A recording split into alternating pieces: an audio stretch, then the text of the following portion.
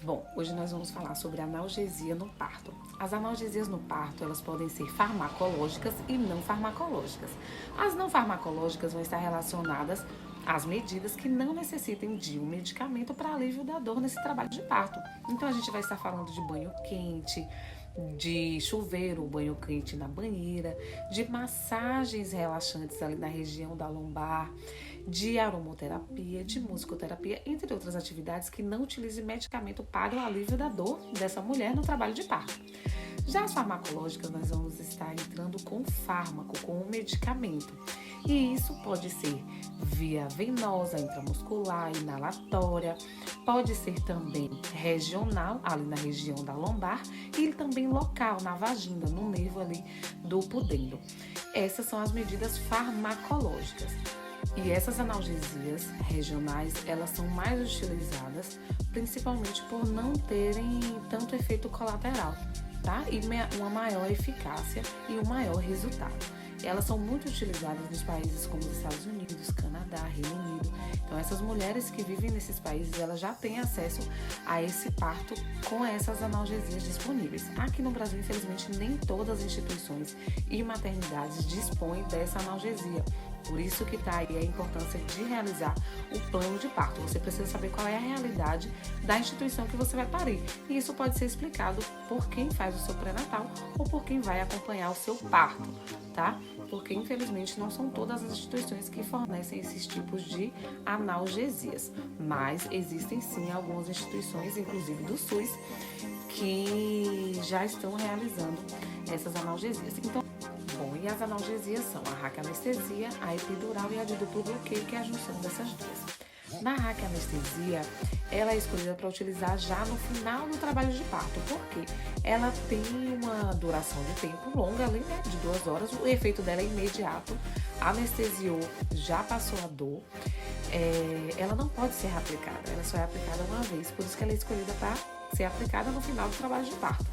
E ela é aplicada no mesmo lugar de onde se faz a cesárea. A diferença é a dosagem. Então, a dosagem para a analgesia do parto normal vai ser menor, porque eu quero também permanecer a mobilidade dessa gestante e a percepção dessa gestante. Ela continua tendo as contrações, embora a sensibilidade à dor ela é diminuída, tá? Os puxos também eles podem ser diminuídos com essa analgesia, mas a mulher ela consegue ter a sensação das contrações.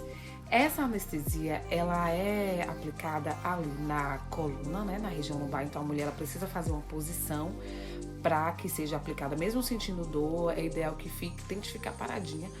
A anestesia da epidural, que é muito mais utilizada, ela vai ser a aplicação, a inserção de um catéter também na região lombar, mas os espaços são diferentes. A da raquianestesia é ali no espaço subaracnoide. A da epidural vai ser na região epidural. Qual é a diferença? No espaço subaracnoide só aguenta dosagens pequenas e só pode ser aplicado uma. Já na região da epidural, eu posso realizar essa analgesia diversas vezes. Ela não tem uma ação imediata, tipo, aplicou, ela pode demorar em torno de 10 a 15 minutos para poder fazer o efeito.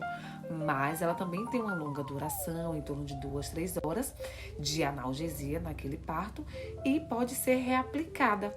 Então, essa é a vantagem da epidural, porque ela vai poder ser utilizada não só no período expulsivo, ela vai poder ser utilizada antes e também no período expulsivo.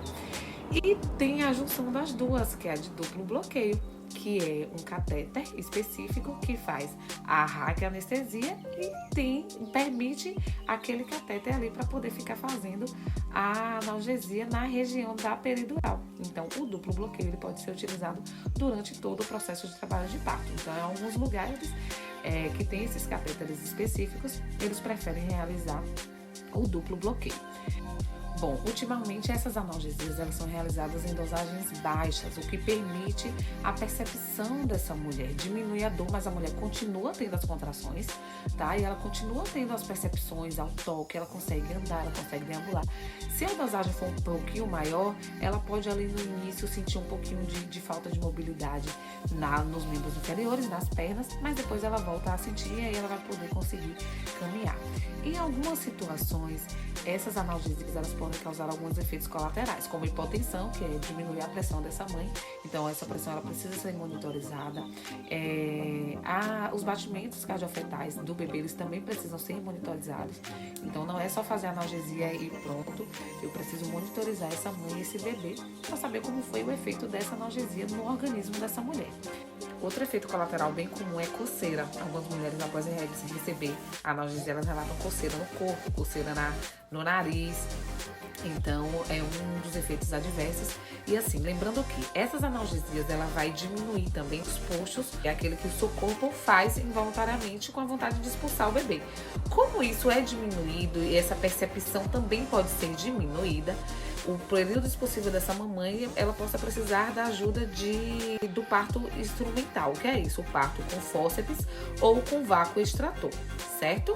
Então, no parto com essas analgesias, tem que se pensar também nessa possibilidade do parto instrumental, tá?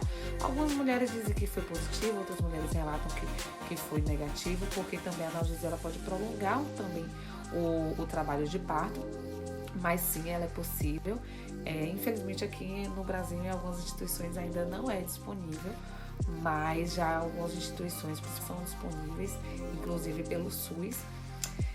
Então é isso que eu queria falar para vocês, espero ter ajudado, esclarecido. Sim, é possível um parto com analgesia e é importante que você faça o seu plano de parto para entender como é que funciona aquela instituição que você vai parir, com a equipe que você vai parir, se tem acesso à analgesia farmacológica. Se não tiver, invista nas não farmacológicas, que também ajudam muito.